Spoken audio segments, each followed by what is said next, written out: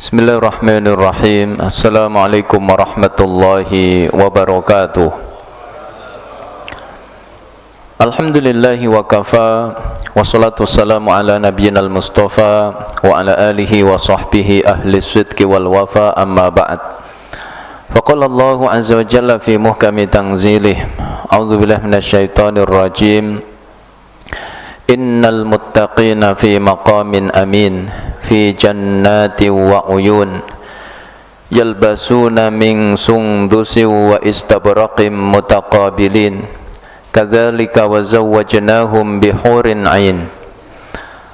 Hadirin hadirat, Bapak Ibu para jamaah Masjid Al-Ikhlas yang dimuliakan Allah Subhanahu wa taala. Alhamdulillah, kita bersyukur kehadirat Allah. Kita kembali dihimpun oleh Allah dalam nikmat amal-amal soleh, nikmat salat berjamaah, nikmat berzikir kepada Allah, nikmat duduk di majelis ilmu. Mudah-mudahan amal-amal soleh kita diterima oleh Allah, dan semoga dengan ini Allah hadirkan keberkahan yang banyak dalam kehidupan kita. Mudah-mudahan semuanya Allah sehatkan badannya, Allah lapangkan rezekinya, Allah berkahi keluarganya, Allah jadikan anak-anak kita semua soleh solehah, amin ya rabbal alamin. Salawat dan salam tidak lupa kita haturkan kepada junjungan kita Rasulullah Muhammad sallallahu alaihi wasallam, kepada keluarga, kepada sahabat. Mudah-mudahan kita semuanya termasuk umat beliau yang berbahagia meraih syafaat beliau kelak di hari kiamat. Bapak Ibu para jamaah semuanya, tema kajian malam hari ini adalah Al-Jannatu wa Na'imuha, surga dan kenikmatan-kenikmatan yang ada di dalamnya. Sebuah tema yang penting untuk menjadi renungan dalam kehidupan kita, karena menyangkut surga. Allah Subhanahu wa ta'ala sering memotivasi hamba-hambanya untuk bersungguh-sungguh mendapatkan surga. Kata Allah dalam surat Ali Imran ayat 133, wasari'u ila maghfiratim mir rabbikum wa jannatin arduhas samawati wal ard uiddat lil muttaqin. Bersegeralah kalian menyongsong ampunan dari Tuhan kalian dan surga yang luasnya seluas langit dan bumi, yang itu Allah siapkan untuk orang-orang yang bertakwa. Begitu Allah motivasi kita untuk bersungguh-sungguh mendapatkan surga. Rasulullah juga begitu. Rasulullah sering memotivasi sahabat-sahabat agar bersungguh-sungguh mendapatkan surga. Ketika perang Badar berkecamuk, maka Rasulullah motivasi para sahabat, sabiqu ila jannatin arduhas samawati wal ard, berlomba-lombalah kalian untuk mendapatkan surga yang luasnya seluas langit dan bumi. Ada sahabat namanya Umair ibnul Humam al-Ansari. Beliau mendengar perkataan Nabi itu langsung mengatakan bah, bah. Ini ungkapan kekaguman. Ya Rasulullah, surga luasnya seluas langit dan bumi. Kata Nabi, iya, kamu termasuk penghuninya. Maka Umair mengambil beberapa butir kurma dari kantongnya. Ya Rasulullah, kalau aku menunggu menghabiskan beberapa butir kurma ini untuk mendapatkan surga yang luasnya seluas langit dan bumi, sungguh itu penantian yang terlalu lama. Maka diletakkan kurmanya, beliau terjun ke medan jihad, beliau pun meraih syahid, beliau meraih surga seperti yang dijanjikan oleh Nabi. Begitu sahabat bersungguh-sungguh mendapatkan surga. Bahkan Rasulullah sallallahu alaihi wasallam, manusia terbaik yang sudah dijamin surga, itu masih berdoa kepada Allah, Allahumma inni as'aluka ridhaka wal jannah. Ya Allah, aku mohon kepadamu ridhamu dan surgamu.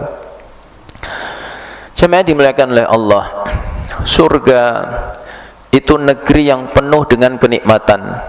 Segala bentuk kenikmatan itu ada di surga. Maka Imam Ibnu Katsir ketika menjelaskan ayat 31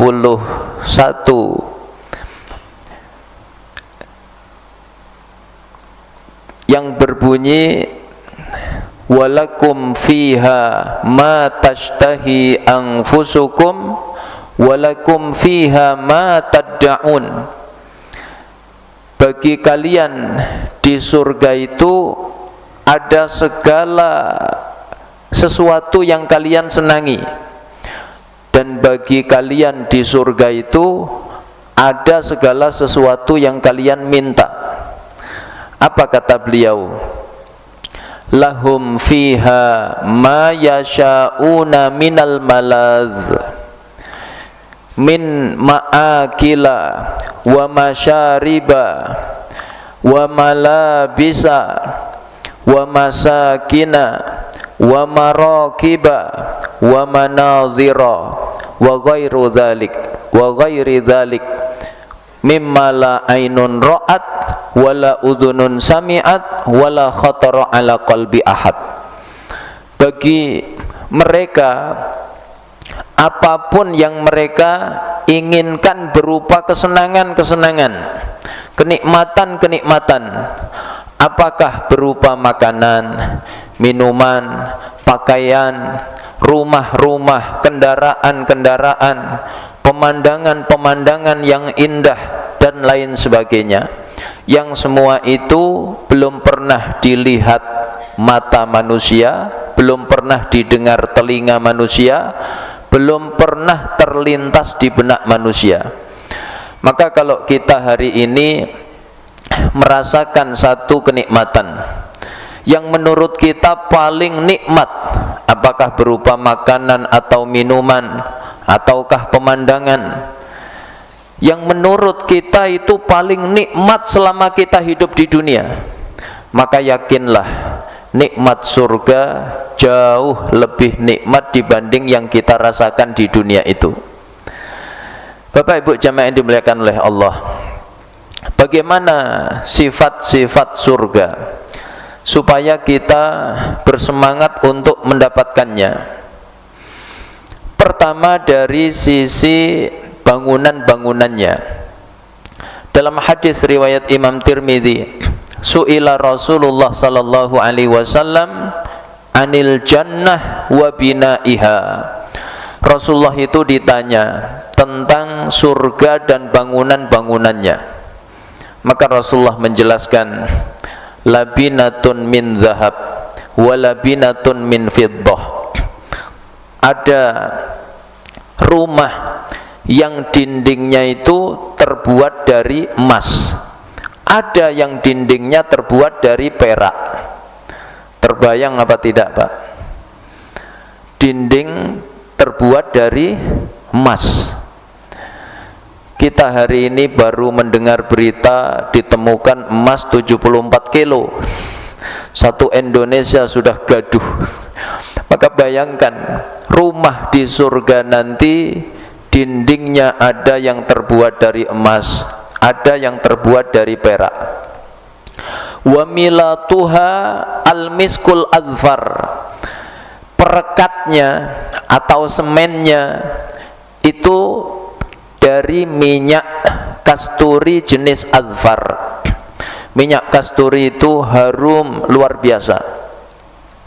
Harganya, kalau Bapak iseng-iseng nanya ke depan Masjidil Haram, kan ada mall Grand Zamzam. Nah, coba iseng-iseng nanya, ya. Dulu harganya itu segini 500 real. Sekarang 1 real hampir 5.000. Berarti sekitar 2,5 juta. Itu segini. Kalau Bapak ingin mencium minyak misik yang asli, coba kalau pas malam Jumat itu kadang kiswah dilumuri minyak misik. Petugas Masjidil Haram itu membawa minyak misik ukuran botol besar, seukuran sirup, ya. Lalu dituang ke tangan, kemudian dioles-oleskan ke kiswah. Itu satu pelataran Masjidil Haram semerbak bau harum. Itu dahsyatnya minyak kasturi. Wa hasba'uha al-lu'lu'u wal yaqut. Kerikil-kerikil surga itu adalah mutiara dan permata yakut. Mutiara itu harganya murah apa mahal, Pak? Mahal. Ya, permata juga sama. Maka barang-barang yang mahal di dunia yang kita jarang melihatnya, di surga itu menjadi barang yang biasa, yang kita mudah melihatnya, mudah memegangnya, mudah memilikinya. Kemudian kata Nabi, wa turbatuha za'faron, debunya itu minyak za'faron, minyak safron. Beda dengan debu di dunia. Bapak naik motor ngirup debu, nggak usah banyak-banyak, sekali hirup sampai rumah flu. Kalau debu surga itu minyak za'faron, sekali kita hirup harum, pengen menghirup lagi. Maka kata Nabi kemudian, man dakhalaha yan'amu wa la yab'asu, siapa yang masuk ke dalam surga dia akan merasakan kenikmatan tanpa ada penderitaan. Ini bedanya surga dengan dunia. Nikmat dunia selalu ada unsur penderitaan. Ada pemandangan indah tapi macetnya naudzubillah, ya. Ada restoran enak tapi mahalnya astagfirullah, ya. Ada spot mancing ikannya besar-besar tapi ombaknya masya Allah, ya. Begitu nikmat dunia, tidak lepas dari unsur penderitaan. Tapi kalau nikmat surga itu tidak ada penderitaan sama sekali. Wa yakhludu wa la yamut, dia kekal tidak pernah mati. La tabla siyabuhum wa la yafna syababuhum, pakaian mereka tidak pernah usang, masa muda mereka tidak pernah pudar. Kemudian dalam hadis yang lain Nabi menjelaskan salah satu bangunan surga, yaitu berupa kamar-kamar. Kata Nabi, inna fil jannati ghurafan yura zahiruha min batiniha wa batinuha min zahiriha. Di surga ada kamar-kamar, bagian luarnya terlihat dari bagian dalamnya, bagian dalamnya terlihat dari bagian luarnya. Maka ini isyarat rumah, kantor, ya, termasuk masjid itu nampak indah kalau bagian luar bisa dilihat dari dalam. Begitupun sebaliknya. Makanya Masjid Al-Ikhlas ini indah karena banyak kaca-kaca. Coba kalau dari ujung ke ujung tembok semua, sekalipun besar tapi menyeramkan, ya. Maka surga itu indah. Ada kamar yang transparan, dari luar kelihatan bagian dalam, dari dalam kelihatan bagian luar. Maka sahabat bertanya, liman ya Rasulullah, untuk siapa kamar yang seperti itu? Kata Nabi, liman alanal kalam wa at'amat ta'am wa shalla bil laili wan nasu niyam, untuk orang yang melembutkan perkataannya. Maka Bapak biasakan berbicara yang lembut, terutama kepada keluarga, kepada istri, kepada anak. Katakan perkataan yang lembut. Itu, ya, golongan yang dirindu surga. Kemudian wa'at amat ta'am, gemar memberi makan. Amalan orang-orang soleh terdahulu itu gemar memberi makan. Nabi Ibrahim itu diriwayatkan kalau makan pintu dibuka, siapapun yang lewat dipersilahkan. Kalau bapak lagi makan itu pintu dibuka apa ditutup? Kalau dibuka, itu mengikuti Nabi Ibrahim. Kemudian wasalla bil laili wan nasu niyam, dia gemar sholat malam di saat kebanyakan manusia tidur. Ini golongan yang dirindukan surga. Lalu dalam hadis yang lain dijelaskan, di antara bangunan surga itu ada kemah-kemah. Kata Nabi, inna fil jannati khaymatan minal lu'lu'atil mujawwafah. Di surga itu ada kemah-kemah. Bedanya dengan kemah di dunia, kalau kemah di dunia itu paling bahannya kain atau terpal. Kalau kemah di surga itu bahannya apa? Al-lu'lu'ah al-mujawwafah, batu permata yang berlubang. Arduha sittuna milan, luasnya itu 60 mil, luas sekali. Kalau kemah di dunia paling 2x2, muat 8 orang, itu yang ukurannya standar. Kalau yang ukurannya besar-besar, ya paling 4 orang. Tapi kemah di surga itu 60 mil luasnya. Fi kulli zawiyatin minha ahlun la yarawnal akharin. Di setiap sudut kemah itu ada satu keluarga orang yang beriman. Antara satu keluarga dengan keluarga yang lain tidak saling melihat.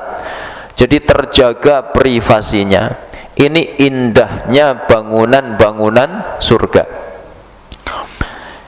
Yang kedua, bagaimana taman-taman surga?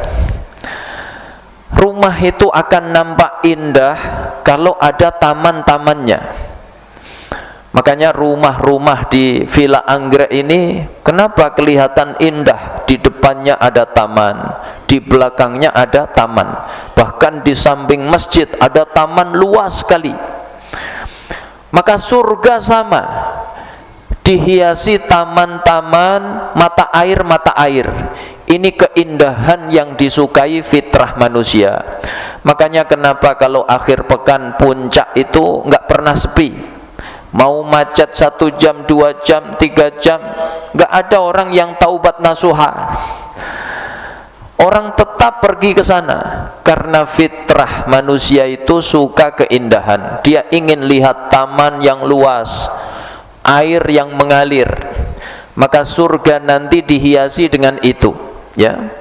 Dalam surat Ad-Dukhan ayat 51 hingga 54 yang saya baca di muqaddimah tadi, innal muttaqina fi maqamin amin fi jannati wa uyun yalbasuna min sundusi wa istabraqim mutaqabilin kadzalika wa zawwajnahum bi hurin ain.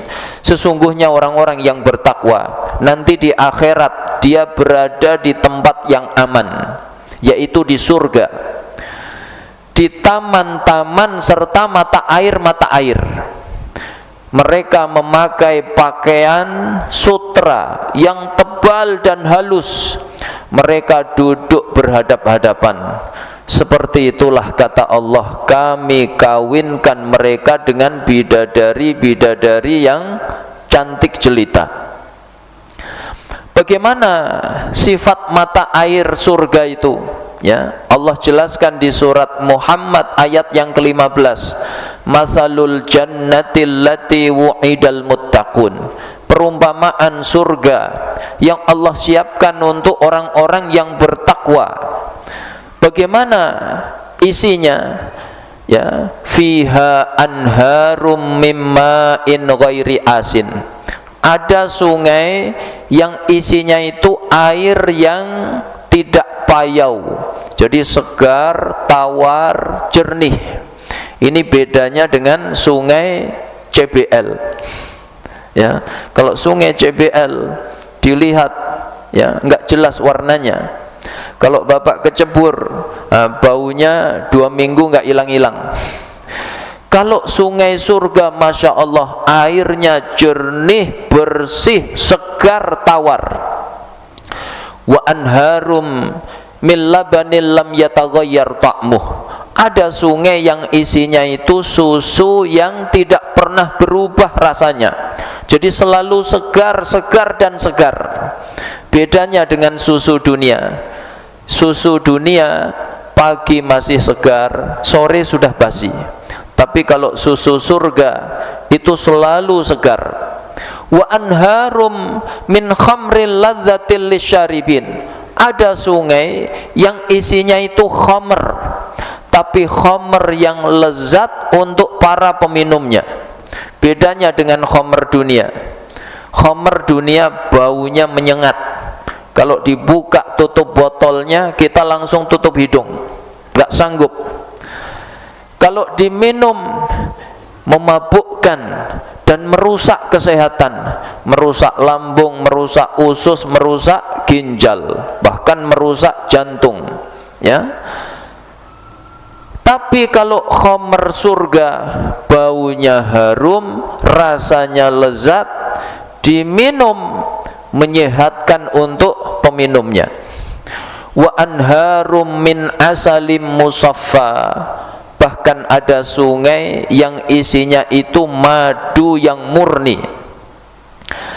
Ini mata airnya. Lalu bagaimana tanaman-tanamannya atau pohon-pohonnya? Kata Nabi, ma fil jannati syajarun illa wasaquha min zahab. Tidak ada di surga itu pohon kecuali ranting-rantingnya adalah terbuat dari emas. Jadi indah berkilau. Kadang kita lihat taman itu pohonnya dililit lampu-lampu supaya indah berkilau. Ya, kalau malam terlihat indah, tapi kalau siang terlihat aneh, banyak kabel-kabel. Ya, kalau pohon surga mau siang mau malam itu berkilau karena terbuat dari emas. Ini taman-tamannya. Yang ketiga, bagaimana karakter nikmat surga itu? Nikmat surga itu adalah nikmat yang kekal selama-lamanya. Kalau nikmat dunia hanya sementara, ya, tapi nikmat surga itu selama-lamanya. Maka dalam hadis dikatakan, yunadi munadin innalakum antasihhu fala tasqamu abadan wa innalakum antashubbu fala tahramu abadan wa innalakum antahyau fala tamutu abadan wa innalakum antan'amu fala tab'asu abadan. Sungguh kalian hari ini akan sehat terus, tidak pernah sakit. Kalau nikmat dunia hanya sementara, hari ini sehat, belum tentu besok masih sehat. Tapi kalau di surga itu sehat terus, tidak pernah sakit. Dan kalian hari ini akan muda terus, tidak pernah tua. Kalau masa muda di dunia hanya sementara. Sekarang masih muda, main futsal 2 jam non-stop oke. Duduk pengajian mau 2 jam 3 jam siap. Tapi coba 20 tahun kemudian, masih sanggup apa tidak, Pak? Enggak sanggup. Ya, jangankan main futsal, duduk saja itu 10 menit sekali harus ganti posisi. Sambil diketuk-ketuk lututnya. Apa sebabnya, Pak? Kram. Masa muda tinggal kenangan, ya. Dan kalian hari ini, kata Nabi, akan hidup terus, tidak pernah mati. Kalau di dunia yang hari ini masih hidup, belum tentu besok masih hidup. Betapa sering kita mendapati kabar duka yang sifatnya mendadak. Kemarin masih bersama kita, besok sudah tersiar kabar duka. Lalu kata Nabi, kalian hari ini nikmat terus, tidak pernah menderita sama sekali. Makanya jamaah yang dimuliakan oleh Allah, salah besar kalau kita sampai rela menukar nikmat surga yang selamanya hanya demi nikmat dunia yang sementara. Kemudian dalam hadis yang lain dijelaskan, ya, di surga itu ada pasar-pasar. Inna fil jannati lasuqan ya'tunaha kulla yaumil jumu'ah. di surga itu ada pasar yang penduduk surga mendatanginya setiap hari Jumat. Fatahubbu rihus shimal fatahnu fi wujuhihim walibasihim, maka angin utara bertiup menerpa wajah-wajah penduduk surga, pakaian-pakaian penduduk surga. Fayazdaduna hasanan wa jamalan, maka penduduk surga itu bertambah tampan, bertambah cantik. Ini bedanya angin surga dengan angin dunia. Angin dunia mau angin gunung, angin laut, bahkan sekedar kipas angin itu kadang bikin kita masuk angin, ya. Apalagi angin duduk, wah bahaya itu, ya.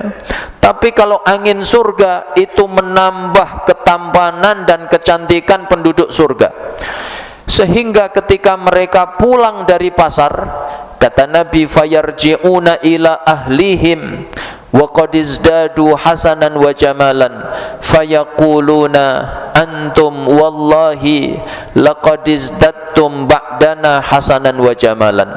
Keluarganya itu pangling, kalian demi Allah setelah pulang dari pasar itu bertambah tampan, bertambah cantik. Kemudian dalam hadis yang lain, ya, dijelaskan apakah penduduk surga itu tidur. Ayanamu ahlul jannah. Nabi menjawab, la, tidak. Penduduk surga itu tidak tidur. Tidur di dunia menjadi kenikmatan. Maka bapak kalau malamnya tidur nyenyak, paginya bangun badan segar. Tapi kalau malamnya susah tidur, maka paginya pusing, mata berkunang-kunang, ya, badan nggak enak rasanya. Jadi di dunia tidur itu kenikmatan. Dan ada dua tempat tidur yang paling nikmat kata dosen saya dulu. Pertama saat khotib Jumat naik mimbar. Kedua, saat ada pengajian seperti ini, Pak. Makanya kalau ada jamaah pengajian kok tidur, itu isyarat masih di dunia. Kalau di surga sudah tidak ada tidur. Apa sebabnya? Kata Nabi, an-naumu akhul maut. Tidur itu kawannya mati. Wa ahlul jannati la yamutuna wa la yanamun. Penduduk surga tidak mati, tidak tidur. Kemudian, ya, karakter kenikmatan surga itu tidak ada sesuatu yang kotor. Jadi adanya yang bersih-bersih, yang kotor-kotor nggak ada. Baik secara zahir maupun batin. Contoh yang zahir, Pak. Di surga itu tidak ada orang buang air. Jadi bapak nggak butuh toilet, ya, nggak perlu buang air besar, nggak perlu buang air kecil. Tidak ada orang meludah, tidak ada orang buang ingus. Kata Nabi, la yabuluna wala yataghawwatun wala yattafiluna wala yatamakhatun. Penduduk surga itu tidak buang air besar, tidak buang air kecil, tidak meludah, tidak buang ingus. Ini sesuatu yang kotor secara zahir. Di surga hanya ada yang bersih-bersih. Termasuk sesuatu yang kotor secara batin itu juga nggak ada di surga. Maka nggak ada orang dendam, iri, dengki, hasad, ya, cemburu. Itu nggak ada semuanya. Yang ada adalah ridho. Kemudian kenikmatan yang keempat, ini yang ditunggu bapak-bapak, ya, bidadari surga. Bidadari surga ini makhluk yang cantik lahir batin. Allah gambarkan di surat Ar-Rahman bagaimana keindahan bidadari surga itu. Pertama dari sisi, ya, kecantikan batin. fihinna qasiratut tarfi lam yatumithunna insun qablahum walajan. Di surga itu ada bidadari-bidadari yang tunduk pandangnya, jadi pandangannya terjaga. Ini isyarat kemuliaan kita hari ini, itu diantaranya dengan menjaga pandangan. Kalau kita mampu menjaga pandangan, maka insya Allah mudah bahagia, mudah bersyukur kepada Allah. Karena pandangannya terjaga, kita akan menganggap pasangan kita itu karunia Allah yang terbaik, sehingga kita mudah bersyukur kepada Allah. Tapi kalau mata jelalatan, ya, kata orang Bekasi, mata keranjang, ya, maka orang seperti itu susah bahagia. Dia akan terus mendapati kekurangan pada pasangannya. Kok pasangan saya kurang ini, kurang itu, ya. Maka ada seorang pemuda bertanya kepada seorang syekh, "Wahai syekh, sebelum saya nikah, saya menganggap calon istri saya itu wanita paling cantik sedunia. Tapi kenapa setelah saya menikah malah sebaliknya?" Kata syekh itu, "Tundukkan pandanganmu, niscaya kamu akan mendapati pasanganmu adalah wanita tercantik di dunia." Ya. Bidadari-bidadari surga itu tunduk pandangnya. Mereka tidak pernah disentuh oleh makhluk manapun, baik manusia maupun jin. Ya, ini kecantikan batinnya. Lalu bagaimana kecantikan fisiknya? Kata Allah di ayat berikutnya, ka'annahunnal yaqutu wal marjan. Bidadari-bidadari surga itu bagaikan permata yakut dan marjan, bening luar biasa. Ya, Nabi menggambarkan bagaimana beningnya bidadari surga itu. Kata Nabi, kabiduha mir'atuhu, jantungnya bidadari surga itu cerminnya penduduk surga. Kebayang Pak, saking beningnya, ya, bidadari itu, kita bisa ngaca pada jantungnya. Kan susah dibayangkan, ya. Dalam hadis yang lain, yura mukhu saqiha min wara'i lahmiha minal husni. Tulang sumsum betisnya itu terlihat dari balik dagingnya, saking indahnya. Nah, mulai kemana-mana Bapak pikirannya, ya. Sebagai penutup, ya, supaya tidak ngelantur kemana-mana, bagaimana cantiknya bidadari itu. Nah, Nabi menggambarkan begini, lau annam ra'atan min ahlil jannah ittala'at ala ahlil ardi la adha'at ma bainahuma wa la mala'at hurihan. Kalau bidadari surga itu menampakkan wajahnya kepada penduduk dunia, maka niscaya dunia akan dipenuhi cahaya antara langit dan bumi, dan dunia akan semerbak bau harum. Wala nasifuha fi ra'siha khairun minat dunya wa ma fiha. Sungguh kerudung bidadari yang ada di kepalanya itu lebih baik dibandingkan dunia beserta isinya. Ya. Yang kelima, apa nikmat terbesar yang dirasakan oleh penduduk surga? Nikmat terbesar bukan makanan, minuman, pakaian, perhiasan, rumah, kendaraan, ataupun bidadari, ya. Nikmat terbesar bagi penduduk surga adalah melihat Allah Subhanahu wa ta'ala. Maka di surat Al-Qiyamah, wujuhu yawma idzin nadhirah ila rabbiha nadhirah. Hari itu wajah-wajah penduduk surga berseri-seri, bercahaya.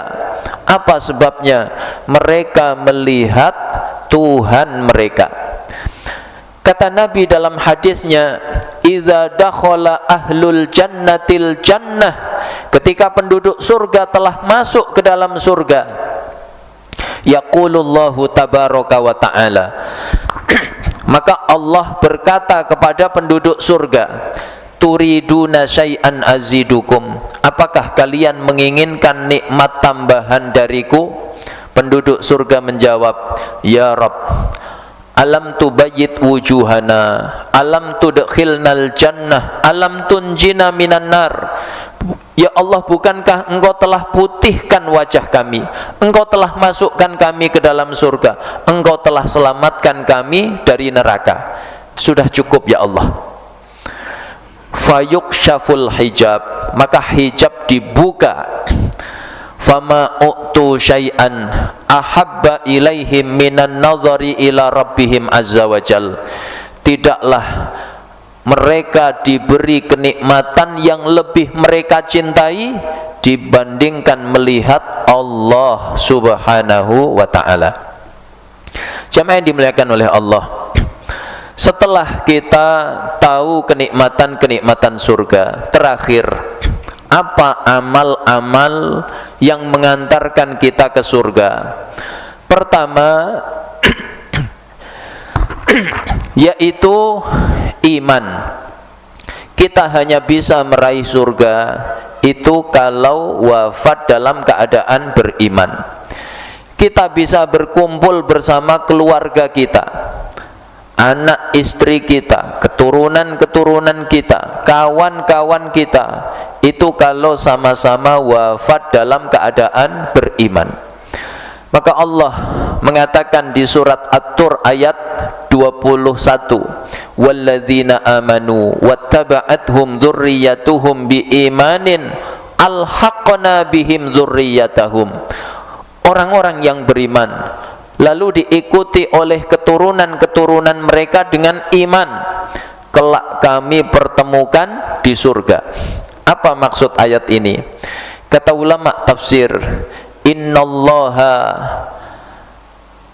la yarfa'u dzurriyyatal mu'min fi darajatihim wa in kanu dunahu fil amal litaqarra bihim ainuhu.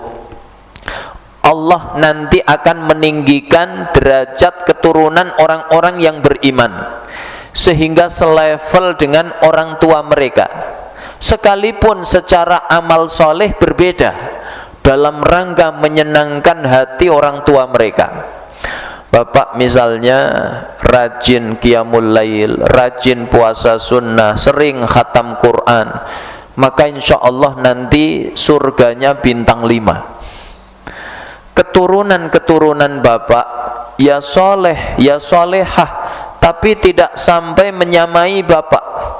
Ya kadang qiyamul lail, kadang enggak, ya kadang puasa, kadang enggak, maka surganya bintang 3. Tapi karena Allah ingin menyenangkan hati bapak ibu semuanya, maka Allah angkat derajat keturunan bapak ibu tadi dari bintang 3 naik ke bintang 5. Makanya penting kita hari ini membangun kesolehan dan kesolehahan kita. Barangkali dengan itu Allah kelak meninggikan derajat keturunan-keturunan kita. Ini pertama. Kedua, yaitu menjaga sholat. Di surat Al-Mu'minun Allah memberi isyarat ketika menjelaskan karakter orang-orang yang beriman yang dijamin dengan surga Firdaus. Maka diawali dengan kebaikan sholatnya, ditutup dengan kebaikan sholatnya. Qad aflahal mu'minun alladzina hum fi sholatihim khashi'un. Sungguh beruntung orang-orang yang beriman. Siapa mereka? Yang khusyuk sholatnya. Kemudian walladzina hum 'anil lagwi mu'ridun walladzina hum lizzakati fa'ilun walladzina hum li furujihim hafizun illa 'ala azwajihim aw ma malakat aymanuhum fa innahum ghairu malumin faman ibtagha wara'a dzalika fa ulaika humul 'adun walladzina hum li amanatihim wa ahdihim ra'un walladzina hum 'ala sholawatihim yuhafizun. Setelah Allah menjelaskan karakter yang lainnya, yang meninggalkan hal yang tidak ada gunanya, yang membayar zakat, yang menjaga kemaluannya, yang memenuhi janji dan amanahnya, maka Allah tutup dengan kebaikan solatnya, yaitu mereka yang memelihara solat mereka. Baru Allah jelaskan pahala surga untuk mereka. Ulaika humul warithun alladzina yaritsunal firdausa hum fiha khalidun. Merekalah para pewaris, yaitu pewaris surga Firdaus, mereka kekal di dalamnya. Kemudian yang ketiga, yaitu husnul khuluq, akhlak yang baik. Surga itu dihiasi dengan akhlak yang baik. Tidak cuma ibadah yang hablum minallah, tapi juga hablum minan nas. Kalau iman ini hablum minallah, kemudian salat hablum minallah, surga juga dihiasi dengan hablum minan nas. Maka di ayat 134 surat Ali Imran, ketika Allah menjelaskan karakter orang-orang yang bertakwa, yang meraih surga seluas langit dan bumi, Allah jelaskan mereka itu orang-orang yang akhlaknya baik. Alladzina yunfiquna fis sarra'i wad dharra, yang berinfak, membantu saudaranya baik ketika lapang maupun sempit. Wal kaziminal ghaidz, yang menahan ghaidz itu puncak amarahnya.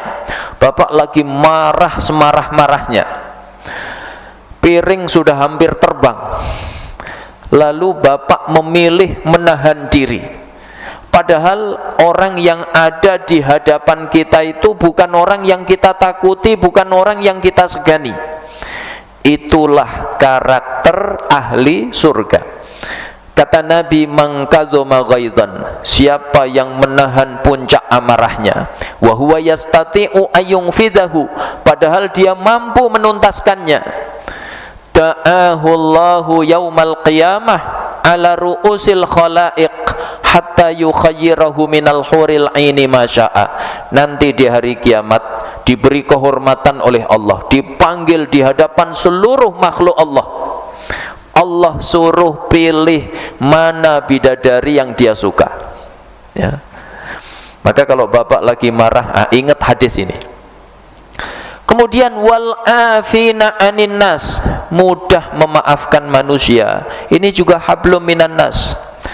Rasulullah pada satu kesempatan di hadapan para sahabat, beliau mengatakan, sayatlu'u alaikumul an rajulun min ahlil jannah, sebentar lagi akan hadir ke tengah-tengah kita laki-laki calon penghuni surga. 3 kali berturut-turut yang muncul orang yang sama. Ada sahabat namanya Abdullah bin Amr bin As. Beliau ini ahli ibadah, kalau siang puasa sunnah, kalau malam qiyamul lail sampai subuh dan khatam Quran.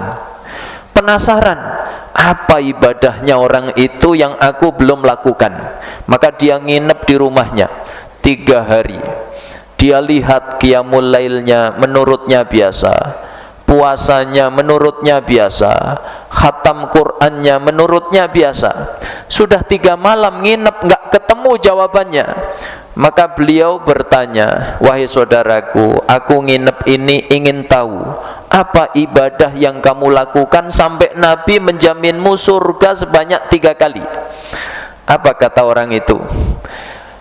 Tidaklah aku tidur kecuali aku sudah memaafkan kesalahan saudaraku hari itu. Ya Allah, si fulan berkata kepadaku begini, sakit hatiku ya Allah, tapi saksikan aku maafkan. Ini karakter manusia yang dirindu surga. Maka mudah-mudahan Allah jadikan diri kita, keluarga kita, anak-anak kita, saudara-saudara kita semuanya min ahlil jannah, Amin ya rabbal alamin. Ini yang dapat saya sampaikan. Kalau ada yang benar semata-mata dari Allah, kalau ada yang salah ini kekhilafan saya mohon maaf yang sebesar-besarnya. Aqulu qouli hadza wa sallallahu ala nabiyyina Muhammad wa ala alihi wa sahbihi wa sallam walhamdulillahi rabbil alamin. Wassalamualaikum warahmatullahi wabarakatuh. Waalaikumsalam warahmatullahi wabarakatuh.